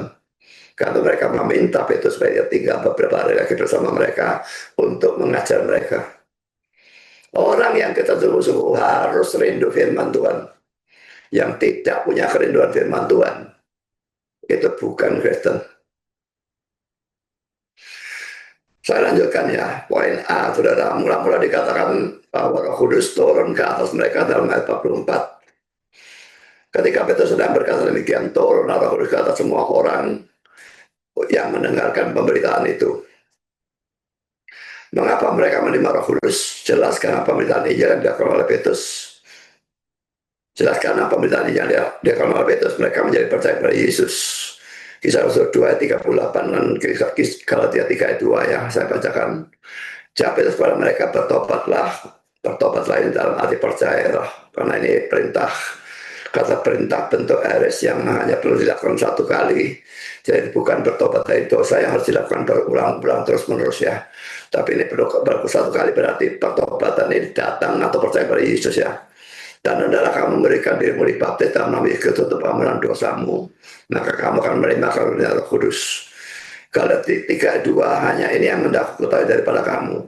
Adakah kamu telah menerima roh karena melakukan hukum Taurat atau karena percaya pada pemberitaan Injil? Semua orang yang percaya pada pemberitaan Injil itu menjadi menerima Roh Kudus ya. Kalau saudara saya ingin tanyakan ya kepada ChatGPT ya, Cornelius pada saat itu, pada saat diinjil oleh belum diinjil Petrus itu sudah percaya atau tidak ya? Kalau sudah percaya mengapa belum terima Roh Kudus gitu ya?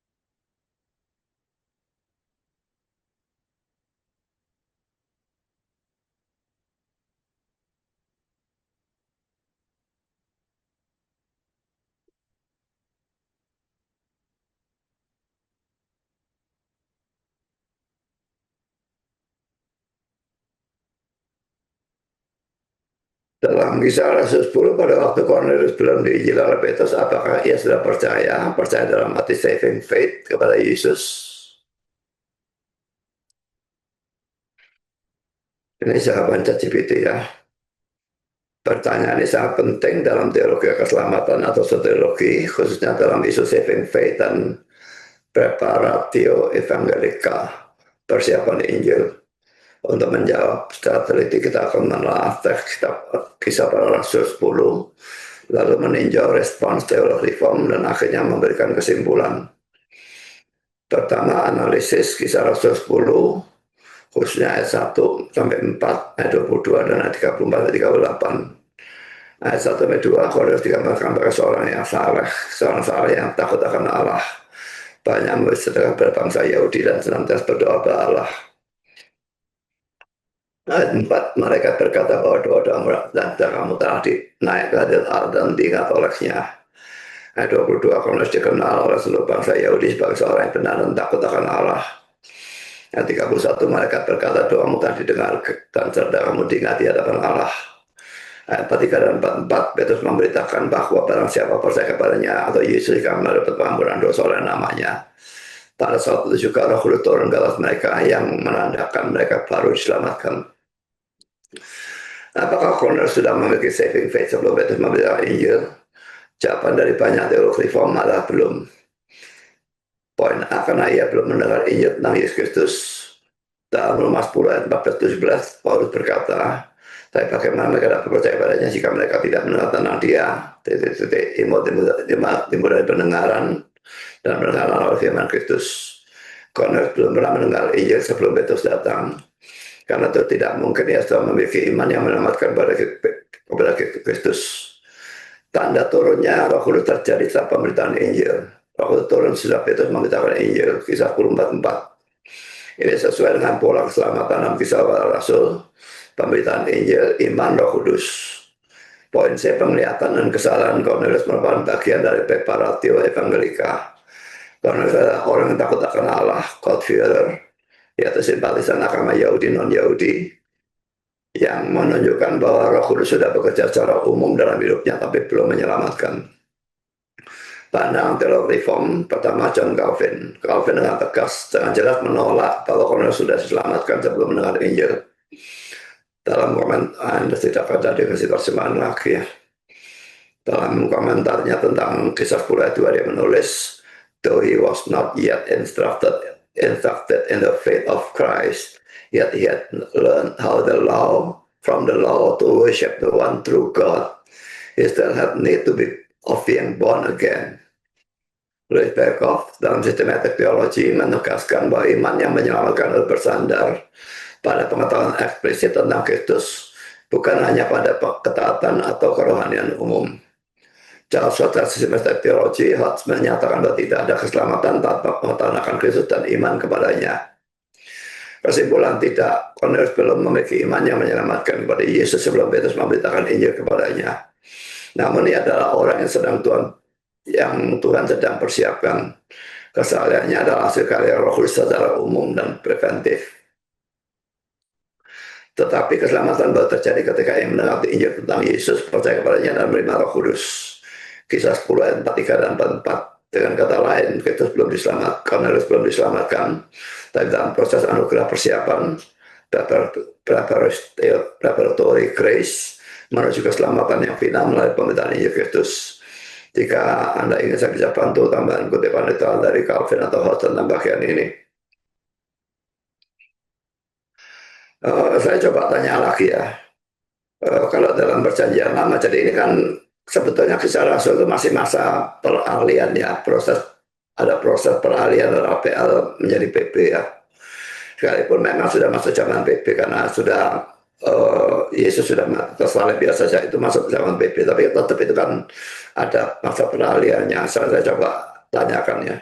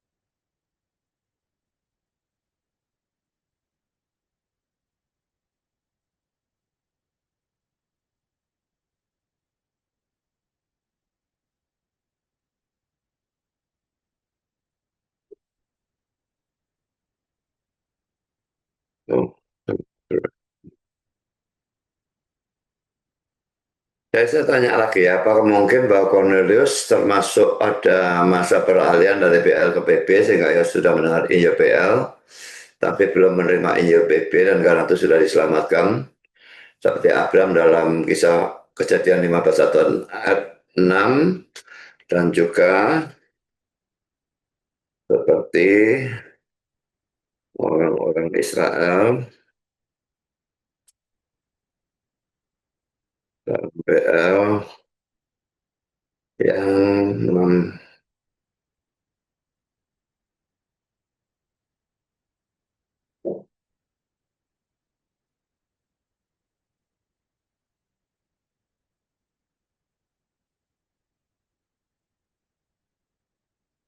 dan juga seperti orang-orang dalam PL yang mempersembahkan korban untuk dosa-dosa mereka yang merupakan tipologi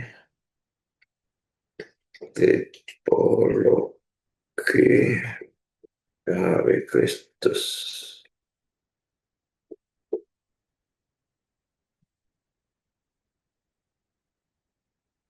Ya, dan juga seperti orang-orang Israel dalam PL yang mempersembahkan korban untuk dosa-dosa mereka merupakan tipologi dari Kristus. Jadi orang PL pun selamat, saudara ya, kalau mereka percaya pada tipologinya atau simbolnya atau nubuatnya tentang Kristus, itu dianggap percaya pada Kristusnya. Cuma mereka percaya pada Kristus yang akan datang.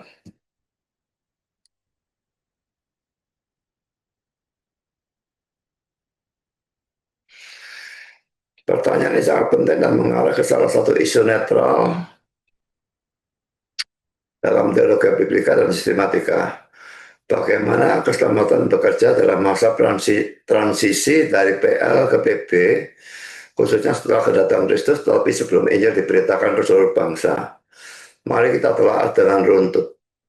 Pertanyaan inti, Apakah mungkin Cornelius sudah diselamatkan berdasar iman PL seperti Abraham, atau berdasar tipologi Injil yang belum digenapi sepenuhnya, dan kemudian menerima Injil PP dalam terang yang lebih penuh?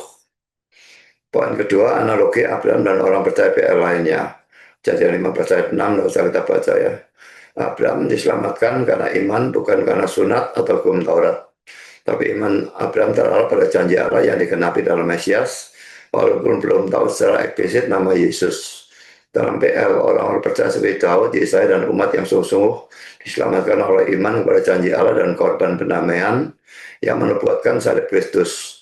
Ibrani 10, 1 dan 4, korban PL tidak menyucikan tapi menuju ke depan. Ibrani 11, para tokoh PL diselamatkan dengan iman kepada Allah dan janjinya. Jadi mereka diselamatkan oleh Injil dalam bentuk benih yang terselubung dalam janji dan bayangan.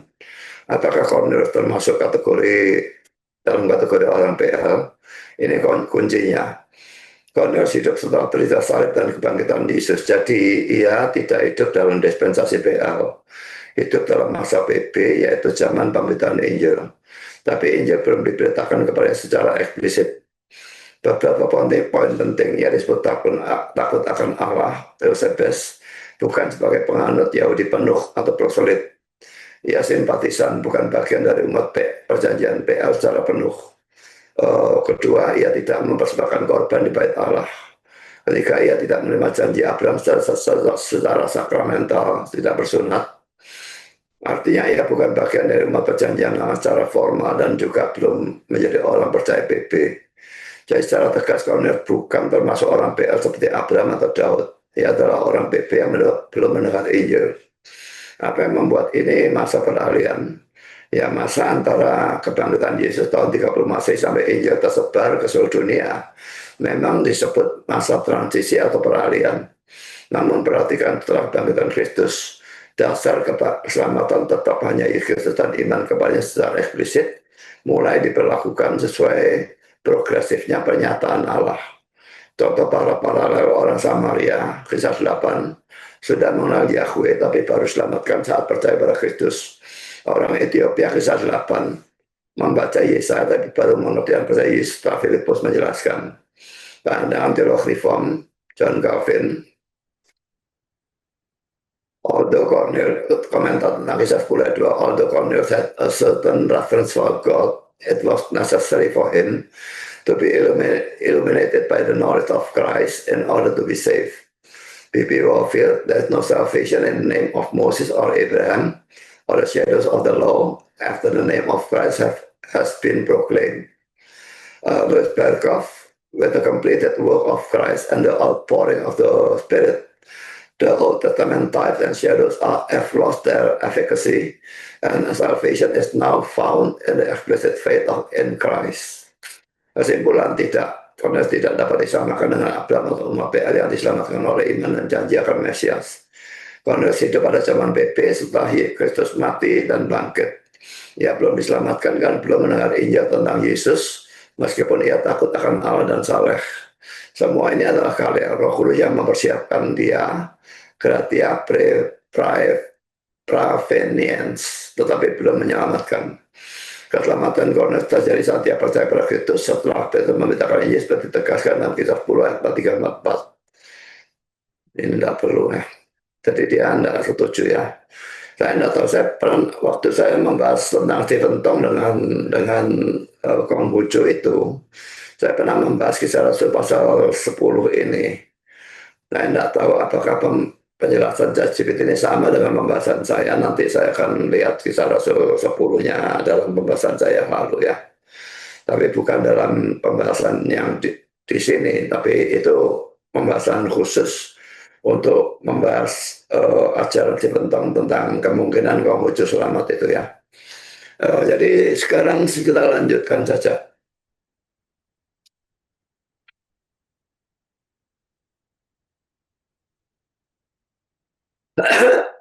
Poin B, lalu mereka menerima karunia bahasa roh dalam ayat 45 dan 46. Dan semua orang percaya dari golongan bersunat yang menyertai Petrus tercengang-cengang karena melihat bahwa karunia roh dicurahkan ke atas bangsa-bangsa lain juga. Ayat 46a, sebab mereka mendengar orang-orang itu berkata-kata dalam bahasa roh dan memuliakan Allah. Bahasa roh yang asli memang merupakan karunia dari Tuhan. Orang yang tidak beriman tidak mungkin bisa menerimanya. Kalau mereka telah menerima karunia bahasa roh yang asli, maka itu memang membuktikan bahwa mereka sudah beriman. Tetapi awas, ini tidak boleh dibalik ya. Jangan mengatakan bahwa orang yang beriman kepada Yesus pasti menerima karunia bahasa roh. Bandingkan dengan Paulus sendiri yang pada waktu menerima Roh Kudus tidak berbahasa roh, Kisah Rasul 9 ayat 17 sampai 19. Sekarang saya masuk dalam poin C, Petrus menyuruh mereka dibaptis ayat 47-48. Bolehkah orang mencegah untuk membaca orang-orang dengan air sedangkan mereka telah menerima Roh Kudus sama seperti kita? Lalu ia menyuruh mereka dibaptis dalam nama Yesus Kristus. Kemudian mereka meminta Petrus supaya ia tinggal beberapa hari lagi bersama-sama dengan mereka. Adalah sesuatu yang menarik bahwa Petrus sendiri tidak membaptis mereka. Ia menyuruh orang lain untuk membaptis. Dalam kurung pasti salah satu dari ke-6 orang yang menyertai dia dengan ayat 23 dan juga dengan Kisah Rasul 11 ayat 12. Ini kisah ayat 23 yang mempersilahkan mereka untuk bermalam di situ. Keesokan harinya bangun dan berangkat bersama mereka dan beberapa saudara. Tadi ada 6 mestinya ya. Kisah 11 lalu ayat 12. Lalu kata Roh kepadaku, pergi bersama mereka dengan tidak bimbang, dan ke-6 saudara ini menyertai aku. Jadi dia bawa itu sebagai saksi ya. Kami masuk ke dalam rumah orang itu dan terusnya. Jadi ini kisah 11 ini yang nanti akan kita pelajari itu waktu orang-orang Yahudi itu ngamuk kepada Petrus kok dia masuk ke rumah orang yang bukan Yahudi dan makan bersama dengan mereka dan sebagainya. Nah, lalu dia memberikan penjelasan dan mereka menerima penjelasan itu. Sebagai penutup saudara, dengan demikian Cornelius yang adalah orang non-Yahudi menerima Injil, diselamatkan dan masuk dalam gereja. Tidak ada orang yang tidak berhak mendengar Injil. Karena itu saudara, maukah saudara memberitakan Injil pada semua orang? Jangan ada golongan atau bangsa yang saudara anak emaskan atau anak tirikan dalam memberitakan Injil. Beritakanlah Injil kepada semua orang. Tuhan memberkati saudara. Amin.